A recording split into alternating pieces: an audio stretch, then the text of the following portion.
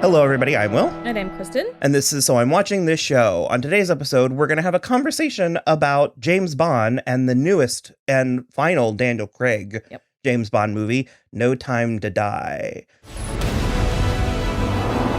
If we don't do this, there will be nothing left to save.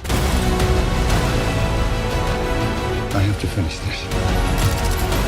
You ever flown like this? Nope.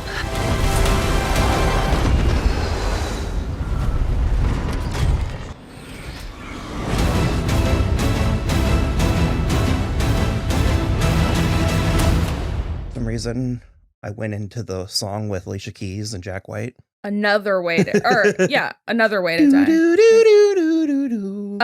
The most superior James Bond song, in my opinion. That one? That one's my favorite. I feel like that's a bold day. It is. I'm the only one. I love that one. That's one of my favorite Bond songs of all time. Well, it has an identity in a way that I mean, there's no denying that like Skyfall or what's the Diamonds Are Forever. Yeah. I mean, there's so many of them. I mean, so many. But Skyfall is Goldfinger, Shirley Bassey, Goldfinger. I mean, they're all like iconic, but she has the range. She does have the range. Is there anyone you like? What about Gladys Knight? She doesn't have the range. Sheena Easton? She doesn't have the range.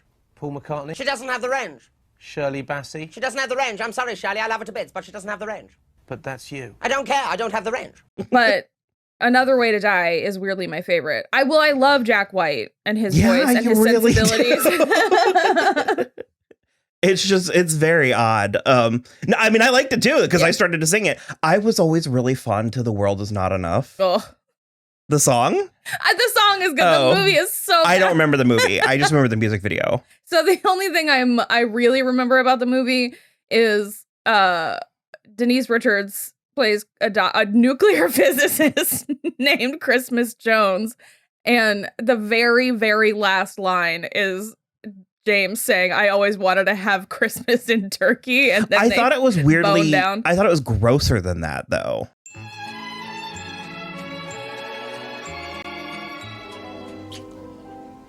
What's wrong about you? Yeah? How so? I thought Christmas only comes once a year.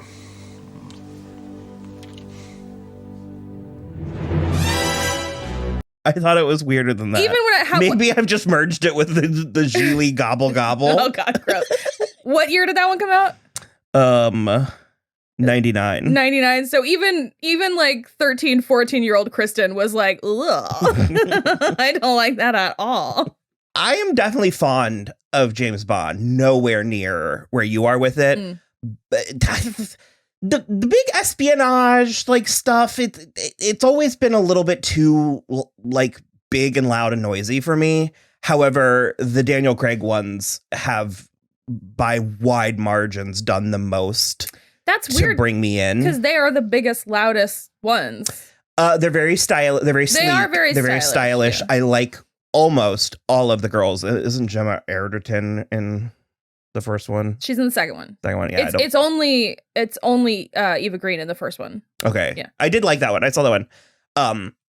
No, I've liked all of the Bond girls, and they're very visually stunning in ways that, like, the movies, not the girls, but the girls also. There's just something about the sensibilities of the Daniel Craig ones that really captured me, because you would think that I would be partial to Pierce Brosnan because that's what I knew as a kid, and they're so campy. His are campy, but like in a not totally good way. Yeah. I don't know. The Daniel Craig really works for me. But so have I seen all of them, or have I still not seen? No, I think you've seen all of them, but I think you've seen what is the Casino Royale, Quantum of Solace. If I didn't see one, that's the one I didn't see. I think you did, though, because that's why you hate Gemma Arterton. Oh, I have several reasons, but I thought that was the first. Was it the first thing? Okay. Yeah. So Casino Royale, Quantum of Solace, Skyfall, Spectre, No Time to Die. Okay. So he's got 5. And we saw Spectre with Martin, right? Yeah. I liked this opening. I really like the weirdly my favorite parts of the opening. I think Skyfall might have been my favorite opening. Wasn't it really colorful? I literally watched it yesterday and I don't remember. I think it was. I think it's really colorful. Yeah, colorful, yeah. This one was good. I liked this one. I liked the Greek statue. Yeah. And although they weren't in Greece, I thought they were in Greece, but they were in Rome.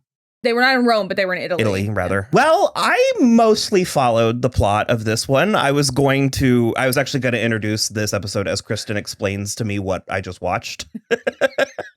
So I was actually thinking about this while we were watching the movie because I was trying to distill all of the Daniel Craig ones down to like, what is the one sentence thing that they're each about? And so it's like Casino Royale is about money and Quantum of Solace is about the water wars.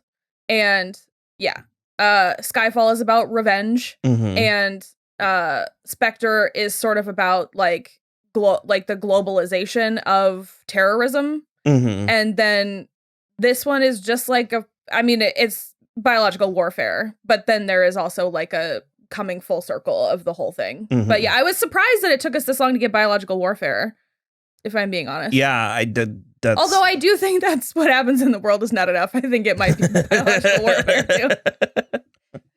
We also have a good deal of women in this movie and Daniel Craig.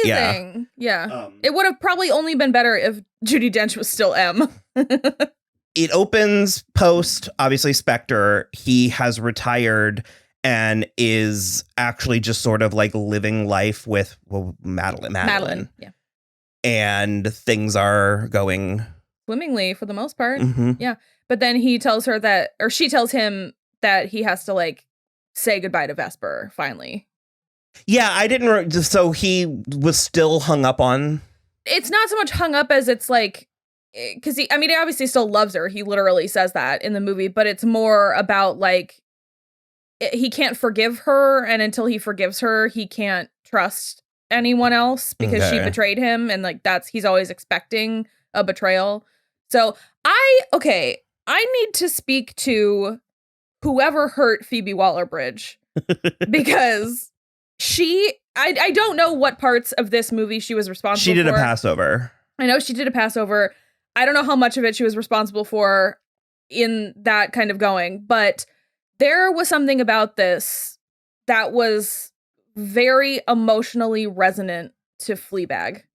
Mm-hmm. Like there were like achingly romantic moments in this movie in a way that like is not a James Bond standard. I was gonna say, because I remember being surprised when Léa Seydoux survived the previous movie, and spoiler alert, obviously for all of this, she survives this one. Yeah.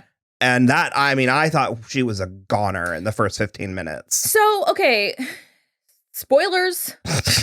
We wiped the slate pretty clean, though, in this movie. And I do believe that whenever we get to Bond 26, it will be 100% new people. I don't think we're getting Ray Fiennes back. I don't think we're getting Rory Kinnear back. And I don't think we're getting Naomi Harris back. So Naomi Harris having a bang in 2 weekends, October at the box office. So I think everybody is going, and we're gonna get a new M and a new Q and a new Moneypenny and everything. Do you think it'll be like a while, or they said that they're going to potentially start looking for the new Bond either next year or 2023. Okay. I don't remember exactly what they said, but yeah, so I was a little surprised that she survived this too. I thought it could really go either way until we were halfway through the movie and she has a daughter. And then I was like, well, we can't kill the kid, and James Bond can't have a child moving forward.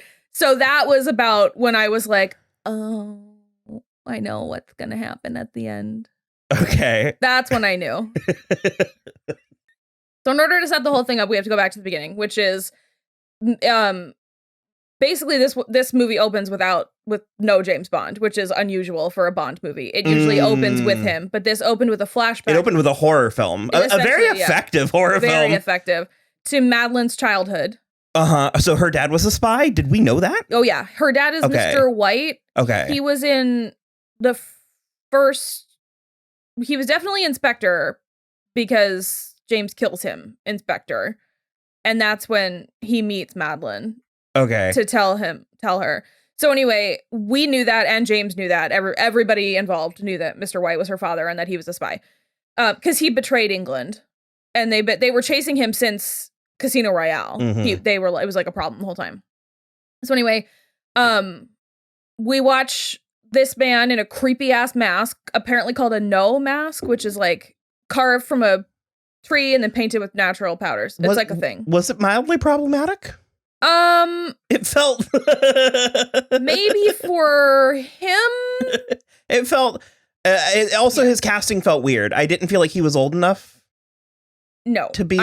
I agree because I think they're roughly the same. He and Lea Seydoux are roughly the same age. And I never saw Bohemian Rhapsody, so I can't. You did? I really did not. Did I go see that with Will alone? I didn't see it. I can't picture a single scene. I saw Rocket Man. Shit.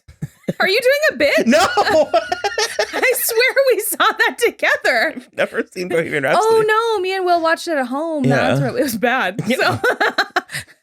So my point is, I'm not trying to pile on. I'm not trying to make the same old unfunny joke that a bunch of people have made before. And I know Rami Malek is really, or Malik. Yeah. I know he's like really great and all, but there was something about it that I was kind of okay, I didn't love his performance either, and he like was putting on an accent that did not feel 100% kosher. I do regret that the villain in this movie was so mediocre because Daniel Craig has had some really good villains, and this one really fell flat for me in that way. Well, they got to be about Bond.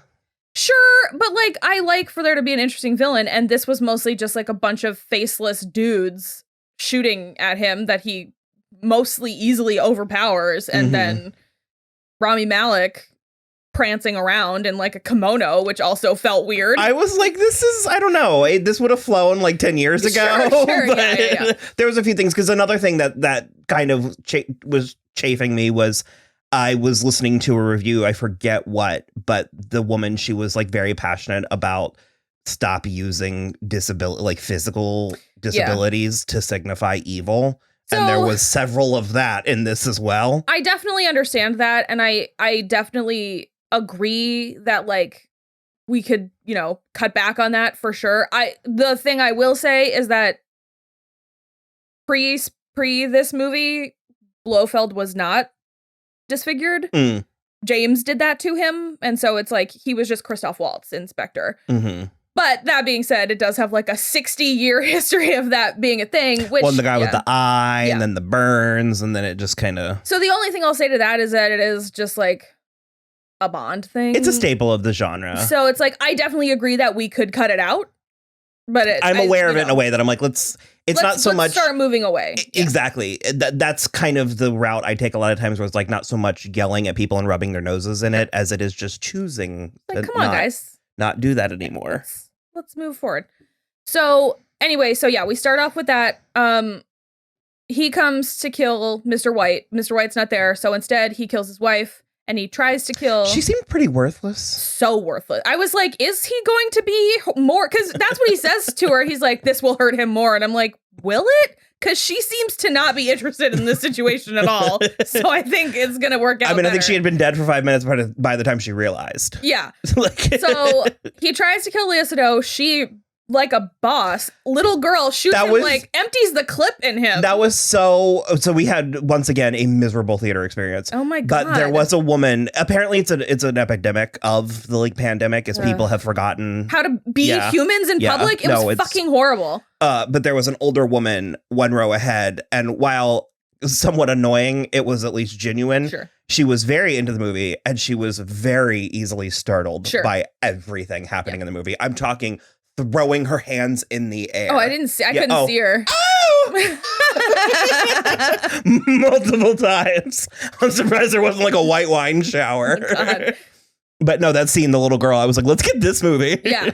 So she shoots him, empties the clip in him, and then she's dragging him out to somewhere. I assume to drop him in the frozen lake, but he wakes up too soon, and she runs away from him. She goes under the water. And he shoots and saves her. And so we find out later that was Rami Malek. Why did he save her?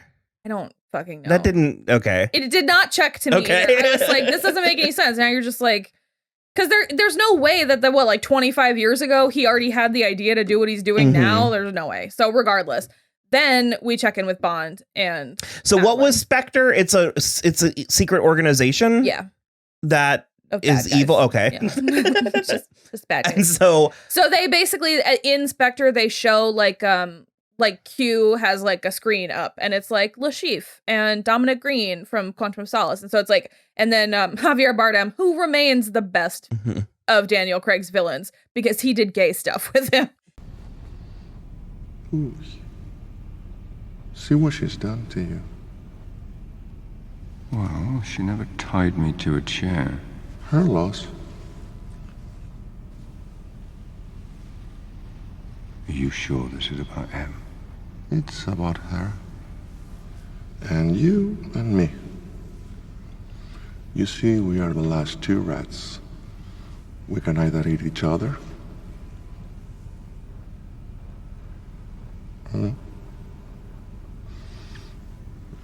or eat everyone else. How you're trying to remember your training now? What's the regulation to cover this? Well, first time for everything. Yes. What makes you think this is my first time? Oh, Mr. Bond. Yeah, exactly. massaged his thighs. Exactly. I remember that scene. And then James says, "What makes you think this is my first time?" And he's like, "Oh, oh, Mr. Bond. amazing." So all of them were involved in Spectre as well, and then Blofeld too.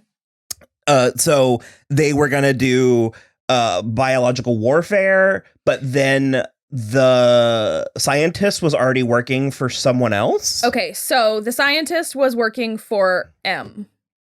Oh, okay. So M was developing this thing that was essentially going to help MI6 and the 00 unit because it's like it's like a lot less violent and it's a lot quieter. You can just like go past and like touch them and then they'll die and you're a ghost in the wind and it doesn't matter. But that way, but the scientist was already also working for Rami Malek. So who was he ultimately working for? Rami Malek. Okay. Because this like Spectre scientists came to get him and he was like changing the formula so that it would kill Bond. But then instead he changed it to kill all of the Spectre agents. Mm-hmm. So he was working for Spectre, but he was really working for Rami Malek all the time. So who was Ana de Armas working for? Some kind of intelligence. But she was American? Well, no. Well, she was with MI though. I think she was just an operative in Cuba. Oh, okay. Yeah. She's the only one that it's like I understand obviously like rebooting the franchise as they do every so often, but some of these people I feel like we should keep because like she felt like she wasn't done.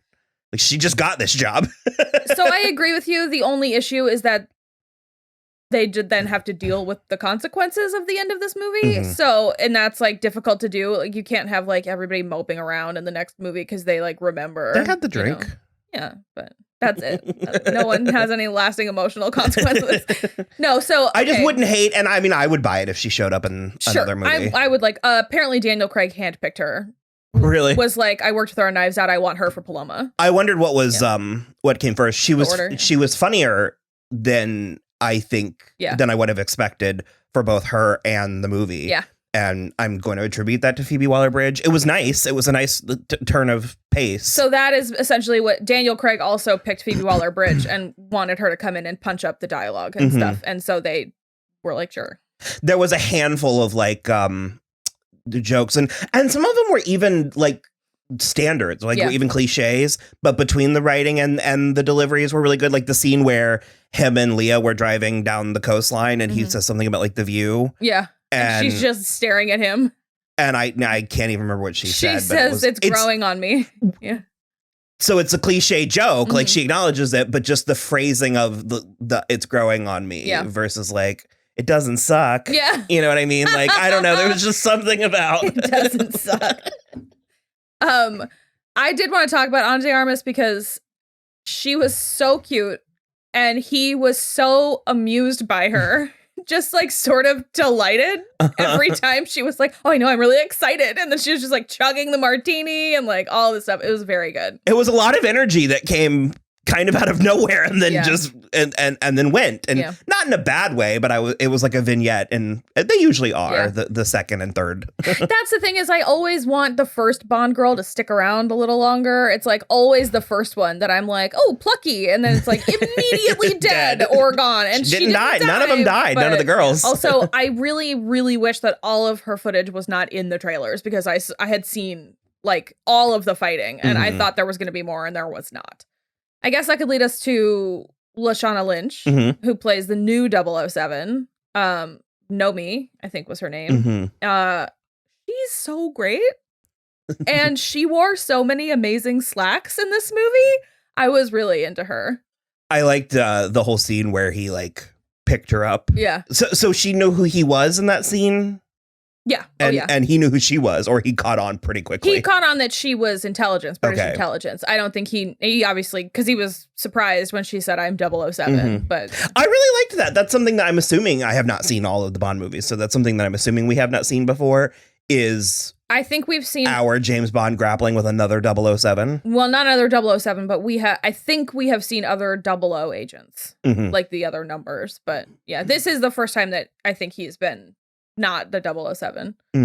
I'm impressed with how the movie avoided a lot of like really cliche pitfalls. Yeah. Like there's a lot of places that it could have, like they navigated well-trodden territory and managed to have it feel, that was crisp. Yeah. That was brisk.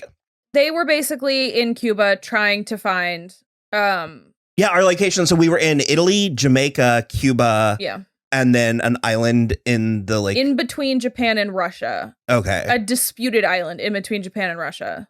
So it was like even more dicey than normal. I just like the vistas, the locales. Yeah, they're great. They're always in so many places. The Cuba was really... I think it is a mostly American thing to feel very romantic towards Cuba, because it's just like, it feels so romantic. I just would like to see Isn't there one of those SNL skits with Heidi Gardner and then whoever the male host is, where they've just come back from visiting a place? Cuba. Yeah.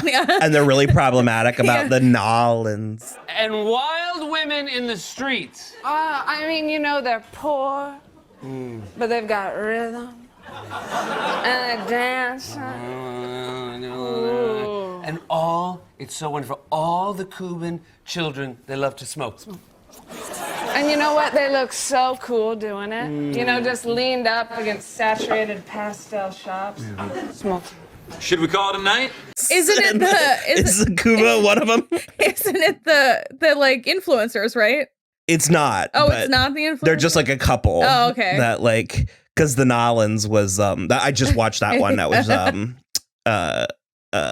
McAvoy. Oh, okay. But I think Cuba's one of them. So bad. And so when you started saying that, I just imagined Heidi Gardner going on about Cuba. Such a romance. No, but I really liked the Cuba stuff too. And essentially, so Felix was trying to get James to help find this doctor. So Felix is Jeffrey Wright. Yeah. And him and Billy Magnuson were CSI. Or CIA. So Felix is CIA, but Billy Magnuson, Logan Ash was State Department, which is different. Okay. Interesting use of Billy Magnuson.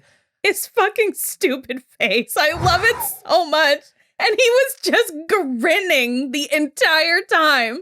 I wondered if that line was written because of him. Almost definitely. Like, I don't think they casted for that. No. Like, it was very good. And then there's like one or two moments right before he's found out where, like, I think actually when it, like, the cat's out of the bag and he's like, well, shit. Yeah.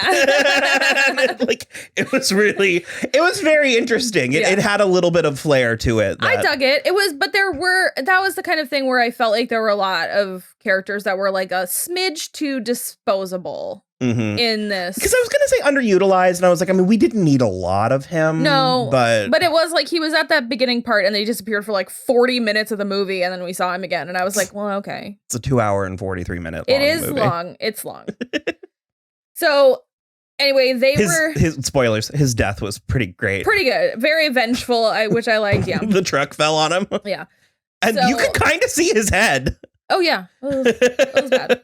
So they're in Cuba trying to get the doctor. And while they're there, they're at a Spectre party. And that's where you realize that the doctor has like flipped the DNA sequence to kill all of the Spectre people. So Anna didn't set him up. No. She Okay. didn't know. They were working together. She's a good guy. And she gets him out of there and gives him a cigar for Felix. So it's like all good. But then they are escaping, him and the doctor, and they get to the boat with Felix and Logan Ash. And that's when we find out that Logan is a bad guy, and he steals the doctor, but not before he shoots Felix in the gut. And we lose Felix later. I think immediately you were like, shit. That's when as soon as Felix died, I was like, well, as soon as Felix said, I got to get home to my family, I was like, later days. But then as soon as Felix died, I was like, yeah, doesn't feel good. Doesn't feel like it's going to work out. So basically after that, they're trying to figure out who is actually like in charge of what's going on. And Bond thinks that it's Blofeld. So that's why that he has to like try to get in to see Blofeld while he's trying so hard the whole time. And that's when Leah Sado comes back in because she's his psychotherapist while he's in this crazy prison. He's like in a little Pope mobile. Well, they were like, yeah. So they go in, but first Rami Malek has found her and had her spray that perfume that has the same serum so that she can kill Blofeld. And so she can't do it, but he grabs her arm. And so he's got it on him. And then when he grabs Blofeld, he kills him. So that's sort of when they find out that something is actually like truly wrong. And James knows where to find her because she says, I'm going home. And they had clearly talked about her house. Where was she? Norway. Okay. Yeah. I was about to be like, it wasn't France. No, it wasn't France. It was Norway. I forgive the forced mood of Indor. Yeah. That feels Norwegian. No, it was not French. It was, Norwegian. So I thought I was like, is this like Swiss? And it looked, now that you say that, it looked Scandinavian as hell. Norway for sure. So he goes to find her, and that because he looked at the phone and he was like, I thought you said that 007 was tracking like him, not me. And it was because he was looking for her as well. So they were like all together in Norway. So they get to her house. We realize that she has a kid. Yeah. I just straight believed her when she was like, it's not yours. Yeah, me too. Okay. I was like, oh. I was like, whose fucking kid was this? Well, she didn't have blonde hair, and she was a hair on the younger side. Yeah. So Well, she could have been 4. Yeah. Yeah. She had to have been. Yeah. But he was tossing her around when Vespers, which I mean. The kid or Madeline? Madeline. Oh. When he went to Vespers' grave. mausoleum. Yeah. And he was like manhandling her out of the when hotel he thought room? she had died. Yeah, I was like, you're raising red flags, my dude. But no, I thought it was rude to blow up Vespers. So rude. Like, come on. Like, okay, you're gonna plant a bomb, fine. Don't desecrate graves. Vesper wasn't even the only one in that mausoleum. So rude. That was Blofeld. So anyway, obviously then they're all there in Norway together and they have to like try to escape, but Rami Malek gets Madeline and Mathilde anyway and takes them to this creepy island in Japan. So then they all go and follow 007. Well, 007 gives Bond his 007 back, which was very cute and nice. I liked that a lot. And so they're like, she held on to it for a minute. She did. Well, especially they lorded their stuff there because he was like, M was like, you get 00 status back, and she was like, 00 what? And it was just very funny. So that's when you find out that his whole plan, when they're going around trying to find everything, that's when you find out that Rami Malek's whole plan is essentially to like wipe out. It's genocide essentially. Wiping out whatever people he doesn't want anymore. Yeah. But the doctor was making really like trying to be like comforting, but really awkward, horrible comments to Lashana Lynch about how like he doesn't want to wipe out West Africans or something. It was so weird. Don't worry. Yeah, I was like, ah!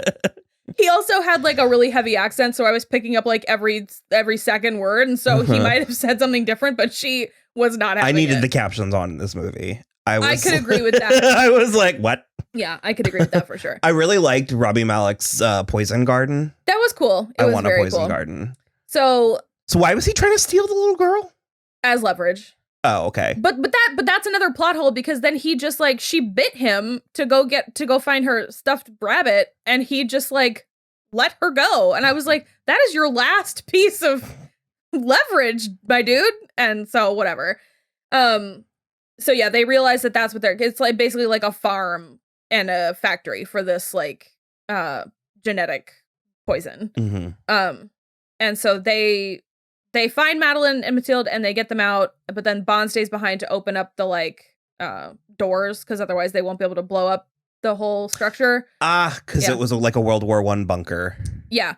Which I also am not 100%. It was more like a Cold War bunker, but Okay. yeah. But I'm also not 100% about that, because I'm like, because Q said something about the missiles bouncing off them like trampolines, and I was like, I beg your pardon.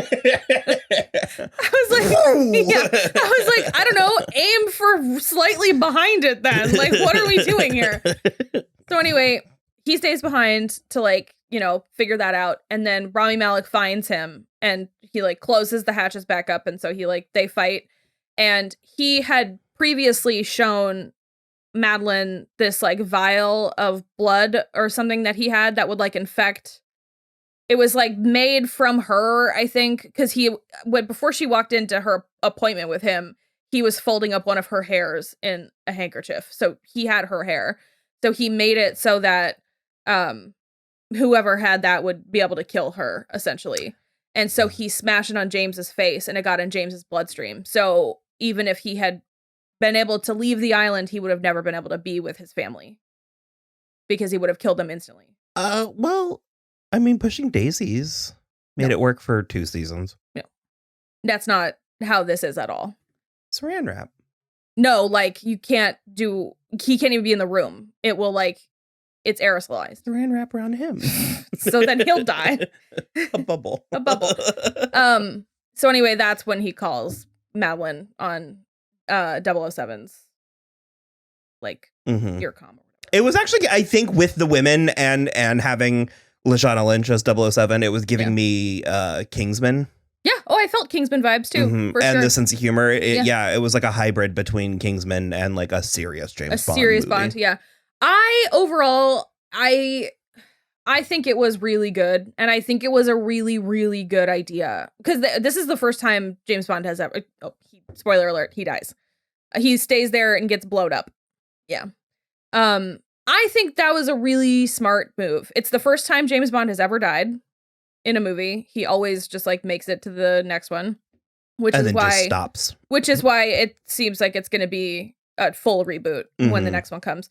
But I also liked that all 5 of his movies were connected. That has also never happened before. That hasn't. Okay. No. And also Casino Royale and Quantum of Solace are the only 2 like direct sequels that there have ever been. And then this kind of with Spectre because of the Madeline like overlay. But I liked it. I think it's really fun to have like something that has stakes. This gave me the whole run of one guy's story. This gave me big The Dark Knight Rises vibe, where it's like The Dark Knight is always going to be better, hailed as the better one. But I mean, for my money, I'm going for Dark Knight Rises. You know what I mean? It's like, oh, really? No. Oh. I don't really like The Dark Knight Rises. I think Bane sucks. Oh, I like it. So, well, for me, my point is everything doesn't have to be everything all the time to everyone. That things can also just be good. Yeah. And it was just a good movie. Like it didn't redefine cinema or the Bond franchise. I mean, it kind of did. It kind of did. I just think there's something really remarkable about, because it wasn't even really on purpose, but they did connect them all. It was all connected. But that's where we are. That's where audiences are these days. Yeah, well, we want to know that it's going to pay off. Yeah. We want returns on our investments. We like it. It's I mean, the other thing you have to know is that like he started doing this in 2006. So like that's not where they were then. Like Casino Royale was supposed to stand alone, and it did not, because there's stuff about Vesper at the end of the whole Quantum of Solace is about Vesper in his mind. But yeah, I don't know. It's interesting. I also do like Vesper did not get forgotten. We talked about her in this movie, and I think that's also really good because you and I always have that thing where it's like this character dies and one episode later everybody's fine in TV shows, and I liked that her death continued to mean something to him. It helps us buy into his bond. Yeah. It helps us buy into this chunk of movies. Yeah. It helps us buy into his relationship with Madeline. That's the thing for me is it made it's because she's not just because she's not interchangeable. Du jour. Yeah. It makes the like intense romance in this movie believable because he like loved someone before intensely and was still dealing with it and stuff. I really liked it. Yeah. Oh, that's good. I'm like a little bummed because it's over, but like I've also been waiting for this movie for like 18 months plus 5 years because it's been so long since the last one. But this is like I actually heard that was the consensus was people were like, it's good. It didn't benefit from which I think many Black Widow. I think many things are that way. I mean, I don't think I preferred being able to watch this on the big screen as opposed to in my home. But I would have preferred to have it last year as well if I could have it both ways. if all things are equal. Yeah. But yeah, I mean, mostly I think it was great. I liked all the action like I always do. Boy, howdy, he wears some clothes in this. And he wears some no clothes. I was going to say they stripped him down a lot in this. Yeah. I could have used a handful. I don't know when PG-13 movies got like head shy with nudity. You used to have it. You could even have it in PG. Yeah. I mean, you could have a little bit of side boob or a butt. But no, PG-13 movies used to be able to have. We needed a boobie and a butt in this. And there were two separate times that we could have. And I was like, come on. We got a little Adonis belt there in the shower scene, but yeah, I definitely agree. But that man wears Tom Ford like he's doing him a favor. And they got him the little briefs again. Yeah. Not the same ones. The black ones this time. Yeah. I liked Billie Eilish. Billie Eilish's song was very good. Yeah, very good. It was very what you would expect, but especially for this one, it's very mellow. And I say that there's nothing wrong with being given an assignment and doing the assignment. Also, the other day, Will was like, I feel so bad for Billy and Phineas because they've seen this movie for like 2 years now. And they just been having to keep it a secret. Because I don't know if everybody knows that, but when you do like the cover for something or music for something, they usually are given the rough cut so that they know how to like paste things and stuff. Yeah. I had forgotten Sam Smith did the song for Spectre and it was like a real bummer. Well, because that was the thing, Martin. Remember we were in the theater. Spectre. He was just singing Skyfall. But that was so funny. So, all right, cool. Well, that was No Time to Die. Turns out there was a little bit of time. Yeah. There was some time to die. There was like 18 extra months that we had. Actually, I was going to say that joke works many ways. There's plenty of time to die. Plenty of time. Yeah, like, subscribe, patreon.com/so I'm watching this show. Oh, also, sorry, really quick. Cary Joji Fukunaga was the first American and the first Asian person to ever direct a Bond movie, and I think he did an amazing job. Yeah, that was it. Sorry. I just wanted to acknowledge him before we were done. At So I'm Watching, soimwatching.com, hashtag So I'm Watching, $, So I'm Watching. Yeah, do it up. Hit them all up.